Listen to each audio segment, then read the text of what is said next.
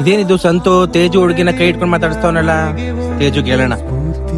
Hello Teju, ನಿನ್ friend Santu ಹತ್ರ ಸುರಭಿ ಕೈ ಇಟ್ಕೊಂಡೆಲ್ಲ ಮಾತಾಡ್ತಾವಳ ಬಸ್ ಸ್ಟಾಪ್ ಹತ್ರ. ಏನ್ ನಡೀತಿದವ್ರ ಇಬ್ರು ಮಧ್ಯೆ? ಹೌದಾ, ಒಂದ್ ನಿಮಿಷ ಇರು ಬಂದೆ.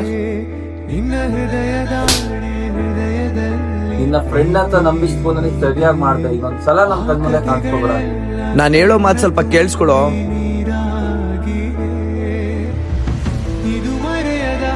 ಹಲೋ ಸಂತು, ನೀನು ತೇಜು ಬೆಸ್ಟ್ ಫ್ರೆಂಡ್ಸು. ಅವ್ರ ಹುಡುಗಿ ಅಂತ ಗೊತ್ತಿದ್ರು ಸುರಭಿ ಕೈ ಇಟ್ಕೊಂಡು ಬಸ್ ಸ್ಟಾಪ್ ಅಲ್ಲಿ ಯಾಕೋ ಆತರ ಮಾತಾಡ್ತಾ ನಿಂತಿದ್ದೆ, ತಪ್ಪಲ್ವಾ?